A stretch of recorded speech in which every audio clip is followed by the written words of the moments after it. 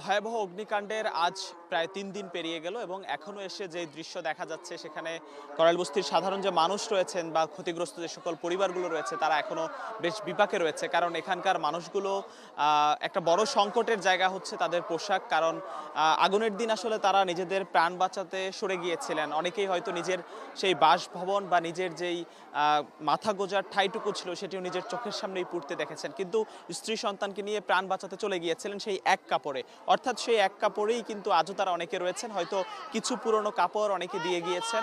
তবে এখানে বড় একটা সংকটের জায়গা শিশুর খাদ্য এবং মানুষের পোশাক। কারণ এখানে মানুষজন যারা গোসল করার মতো সেই পরিবেশ নেই, পাশে লেক থাকলেও গোসলের সেই বাস্তবতা নেই আসলে। আপনার জন্য অবকাশ যাপনের আর বিনিয়োগের সেরা পছন্দ হতে পারে সল্ট বে, যেখানে বিলাস আর প্রশান্তি মিলেমিশে একাকার।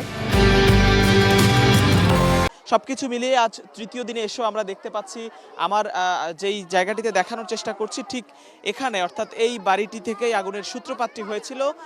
এই বাড়িতেই প্রথম আগুনটি ধরেছিল, যেটি আসলে একজন ব্যবসায়ী মিন্টু মিয়া তার বাড়ি ছিল এবং ধারণা করা হচ্ছে যে এখানে একটি গ্যাস সিলিন্ডার থেকে গ্যাস সিলিন্ডার বিস্ফোরণ হয়েছে এবং সেটির মাধ্যমে আগুনের সূত্রপাত হয়েছে, সেটি যেমন কিছু মানুষজন বলছেন, অর্থাৎ মুসলিমে মানুষজন কিন্তু সেটিই বলছেন। এখানে এই আগুন লাগার পরে আসলে সেখান থেকে এই বাড়ির যিনি মালিক রয়েছেন, অর্থাৎ বাড়িওয়ালার স্ত্রী, তাকে কিন্তু আজকে ৩ দিন যাবৎ খুঁজে পাওয়া যাচ্ছে না। অর্থাৎ সেই মিন্টু মিয়ার স্ত্রী, এখানকার যিনি এই যেই বাড়িটি, এখানকার প্রায় ২০টি বাড়ি তাদের, অর্থাৎ ২০টি ঘরের দায়িত্বে তারা। এবং এখানে যেহেতু ঘরগুলোর সিস্টেম আসলে ভিন্ন, অর্থাৎ দখল করে সেখানে ঘরগুলোকে একের পর এক জমিগুলো দখল করে অনেকগুলো ঘর নির্মাণ করার পরে সেখানে এক একজন বাড়িওয়ালা গড়ে ওঠেন এবং সেগুলো সরকারি জমিতেই, এবং সেই খাস জমিতে এভাবে দখল করতে করে এক ধরনের আধিপত্যের জায়গা হয়েছে এবং সেই বাড়িগুলোতে ভাড়াটিয়াদেরকে দেওয়া হয়েছে এবং নিম্ন আয়ের যেসব মানুষ রয়েছেন তারা এইসব বাড়িগুলোতে থাকতেন। এবং আমরা ঠিক যেই জায়গাটিতে রয়েছি, এই গ্যাসের সিলিন্ডারটি আসলে চুলাটির পাশেই ছিল এবং সেখান থেকেই আগুনের সূত্রপাত বলে ধারণা করা হচ্ছে। কিন্তু পুরো জায়গা জুড়ে এখানেই প্রথম আগুন লেগেছে বলে আশপাশের যারা প্রত্যক্ষদর্শী রয়েছেন তারা বলছিলেন।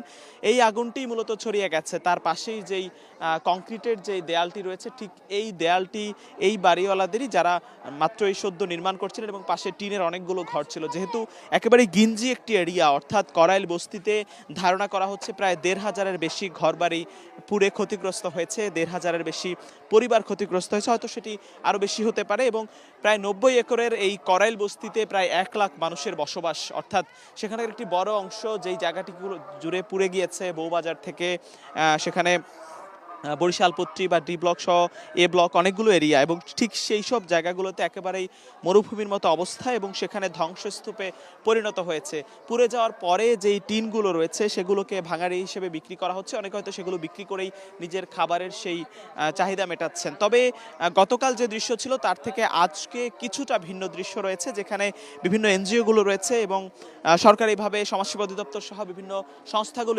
এগিয়ে আসছেন, তারা খাবারের ব্যবস্থা করছেন। তবে বসবাসের জন্য একেবারেই খুবই বাজে অবস্থা, অর্থাৎ খোলা আকাশের নিচে সেসব মানুষগুলোকে এভাবেই দিন কাটাতে হচ্ছে। সেখানে নানা সংস্থাগুলো এগিয়ে আসছে, তবে অনেক মানুষ আসলে এখানে যেহেতু বেশ ৩ দিন পেরিয়ে যাচ্ছে আজ, এবং সেই ৫ ঘন্টার ভয়াবহ অগ্নিকাণ্ডে ধ্বংসস্তূপ প্রায় সেই ভিটে মাটিতেই অনেকে আশ্রয় নিয়েছেন, খোলা আকাশের নিচেই তারা রাত কাটাচ্ছেন। সেখানেই তারা কোনোভাবে যে খাবারগুলো আসছে বিভিন্নভাবে সেই খাবারগুলো খেয়েই তারা কোনোভাবে জীবনযাপন করছেন এই খোলা আকাশের নিচে। তবে যেই খাবারগুলো আসছে সেখানে শুকনো খাবারের পরিমাণ কিংবা হয়তো খিচুড়ি বা এই ধরনের তরল খাবারও দেওয়া হচ্ছে, কিন্তু সেগুলো কিছুটা ঝাল হওয়ার কারণে শিশুদের উপযোগী যে খাবার সেই খাবারের এক ধরনের সংকট সেখানে রয়েছে।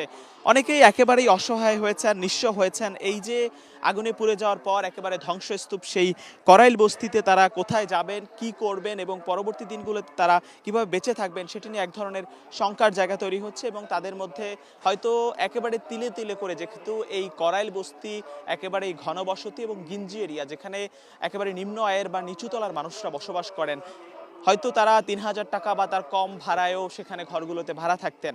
অর্থাৎ ঢাকা শহরের একেবারে বনানী বা গুলশান অভিজাত এলাকার তীর ঘেঁষে এই করাইল বস্তিটি, যেখানে এখানকার যে মানুষজন তারা নানা পেশার সাথে জড়িত, বিশেষ করে তারা ড্রাইভিং এবং বিভিন্ন পেশা সহ দিনমজুরি সহ নানা পেশায় জড়িত। কিন্তু দিনমজুরি করে দিন এনে দিন খেয়ে যতটুকু সঞ্চয় করা যায় সেটুকু দিয়ে হয়তো নিজের সংসারের আসবাবপত্র সরঞ্জাম সেগুলো কিনে একটি সংসার গড়েছিলেন। আমরা ঠিক সেই পরিস্থিতির পরে নিজের সবটুকু দিয়ে তৈরি করা, সবটুকু গুছিয়ে একটি সংসার, সেই সংসারটি চোখের সামনে নিঃশেষ হয়ে গেছে মাত্র 5 ঘন্টার আগুনে। সেই আগুনে পুড়ে যাওয়ার পরে ক্ষত আমরা দেখতে পাচ্ছি। তবে কংক্রিটের তৈরি যে দেয়ালগুলো রয়েছে সেখানে হয়তো দাগ পড়েছে, ক্ষতিগ্রস্ত হয়েছে, কিন্তু ভেঙে পড়েনি। টিনশেড যেহেতু এবং কাঠের কাঠামোতে তৈরি ঘরই এখানে আসলে বেশি, যে কারণে সেই ঘরগুলোই বেশি ক্ষতিগ্রস্ত হয়েছে এবং মুহূর্তের মধ্যে সেটি পড়ে গিয়েছে। বউবাজার অংশ থেকে আগুনটি লাগার পরে প্রায় 5 ঘন্টার ব্যবধানে ক্রমে এগিয়েছিল পূর্বাঞ্চলের দিকে, এবং সেদিক থেকে ফায়ার সার্ভিস আসলে কার্যক্রম শুরু করেছিল। সেদিনের ঘটনা যদি একটু পুনরাবৃত্তি করতে চাই, সেখানে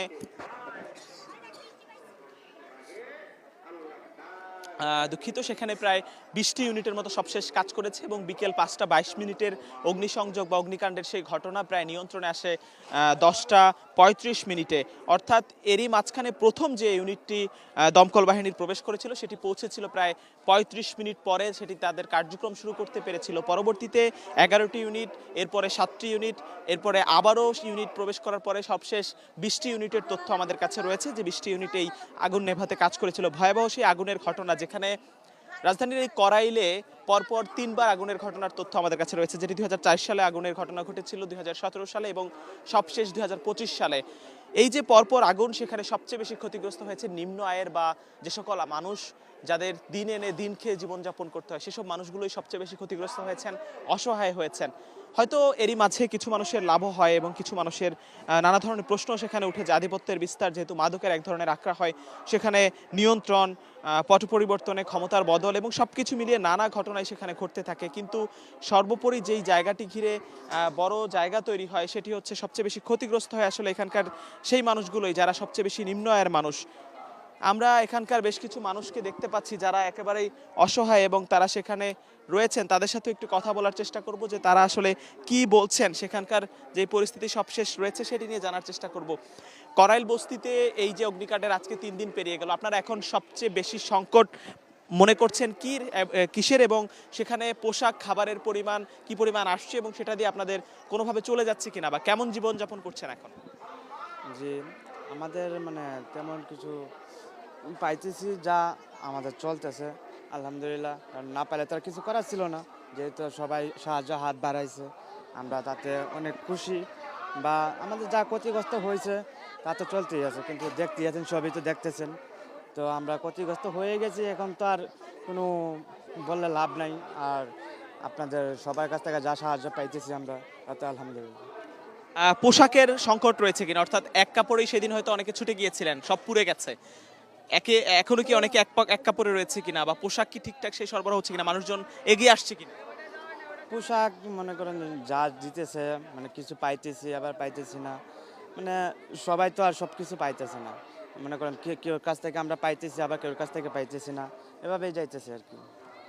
আমরা কথা বলছিলাম, সেখানকার বেশিরভাগ মানুষেরই একটা বড় সংকটের জায়গা হচ্ছে পোশাক, কারণ এখানে যারা এই অগ্নিকাণ্ডের ঘটনার পরে এক কাপড়েই অনেকে রয়েছেন এবং এক কাপড়েই আসলে তাদের অনেককে বসবাস করতে হচ্ছে। এখনো আমরা এখানকার দু একজন প্রত্যক্ষদর্শীর সাথেও কথা বলবো, তারা আসলে কি বলছেন তাদের কাছ থেকেও জানার চেষ্টা করব। যে দৃশ্যটি দেখেছিলেন সেদিন আগুনের ঘটনায় আপনার একটি ঘরও পুড়ে গিয়েছিল। আমরা একটু জানতে চাইবো আপনার কাছে যে আসলে সেই সময়ে আপনি তো একেবারেই খুব পাশেই ছিলেন আগুনের সূত্রপাত যেই জায়গাটিতে, কি দেখেছেন এবং আপনার কি পরিমাণ ক্ষয়ক্ষতি হয়েছে? আমার দোকানের টিভি ফ্রিজ মাল সামলা যা ছিল আমি কিচ্ছু বের করতে পারি নাই। আমি ক্যাশে বোয়া চায় দেখি ধাপ ধাপ করে আগুন, মানে এমন স্পিডে উঠতেছে, দেখে পরে আমি দেখি আমার দোকানে কোনো আগুন ঢুকে গেছে। ড্রামে পানি ছিল, 2টা মক্কা পানি ছিটাই দিলাম, দেওয়ার পরে দেখি পুরাটা দোকান ধরে গেছে। আমি লাভ দিয়ে দিতে পারা ওই জায়গায় যায় যেমন আমি মানে এরকম হয়েছে, মানে একবার অত বড় মতো একটা মানুষ আছে না, আমি টাসকালে খেলে চায় দেখছি কি হইতেছে, মানে আমার দোকানে যে পড়ছে আমার অন্তরটা জ্বলে গেছে, আমি কিছু মুখ দিয়ে কথা বলতে পারতেছি না। মানে আমার দোকানের শেষ সম্বলটাই ছিল এটা। আমার 7 জন লোক আমার সংসারে, এই দোকানটা দিয়ে আমার চলতো। আমি ঋণে পড়ে গেছি অনেক। কিছুদিন আগে আমি বাইস্তার কাছ থেকে 30,000 টাকা নাই মাল তুললাম। এই দোকানটা আমার শেষ সম্বল। এখন কি দিয়ে কিনবো ফ্রিজ, কি দিয়ে কিনবো এলইডি, আর কেমনে দিব দোকান, আমার মাথায় কিছু ধরতেছে না। আমি এই যে রাত কাটাচ্ছি, দিন কাটাচ্ছি, আজকে বাচ্চার মা গেছে কাজ খুঁজতে।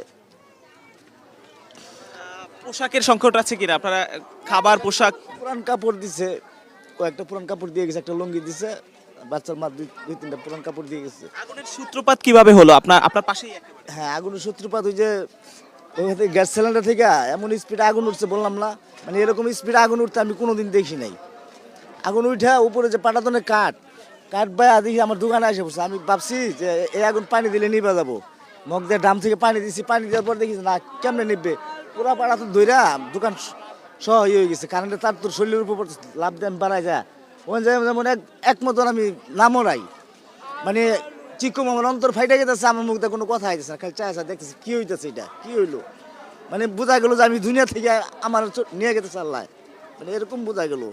এখন কি কমো আর, এখন সামনে যে আমার কি হবে, আমার সংসার, আমার ছেলে মেয়ে, এই যে 2 মেয়ে আর নাতি, ওদেরকে পাঠাইছে আর চাচাতো বোনের বাসায় গোসল করতে, বাচ্চার মা গেছে কাজ করতে। এখন আমি এখানে শুয়ে আছি, এই যে খানা দিয়ে গেল, খিচুড়ি দিয়ে গেল, কি দিয়ে গেছে জানি না, এটি খামু।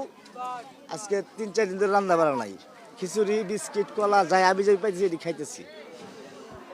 আমরা শুনছিলাম একটি ক্ষতিগ্রস্ত পরিবারের কাছ থেকে তাদের সেই গল্পটি, যারা ক্ষতিগ্রস্ত হয়েছেন, যাদের আসলে সবকিছু হারিয়ে তার নিঃস্ব হবার সেই গল্পটি তিনি বলছিলেন। আসলে নিজের চোখের সামনেই নিজের ব্যবসা প্রতিষ্ঠান এভাবে ধ্বংসস্তূপে পরিণত হয়েছে, যেটি তিনি জানাচ্ছিলেন। এখানকার বেশিরভাগ পরিবারের বাস্তবতা আসলে ঠিক এমনই, যেই দৃশ্য, যেই তথ্য আসলে তিনি দিলেন, যে আসলে তার স্ত্রী কাজ খুঁজতে গিয়েছেন এবং তিনি জানেন না গত 3 দিনে কোনো রান্না হয়নি। কারণ এখানকার যে পরিবারগুলো, যেই বাড়িগুলো পুড়ে গিয়েছে, সেখানকার বেশিরভাগ ঘরেই এমন দৃশ্য হয়েছে যে যেখানে তারা কি করবেন, কিভাবে আসলে তাদের অবস্থা সামলাবেন, সেটি কিন্তু তারা জানেন না। এবং এই কারণেই কিন্তু আমরা দেখতে পাচ্ছি যে তাদের সেই বাস্তবতা আমরা শুনছিলাম, এবং তারা বলছিলেন যে আসলে বেশিরভাগ পরিবারের একই অবস্থা, তার সামনেই এই ঘটনাটি ঘটেছিল। করাইল বস্তির সবশেষ যে অবস্থা রয়েছে সেটি আপনাদেরকে জানানোর চেষ্টা করছিলাম।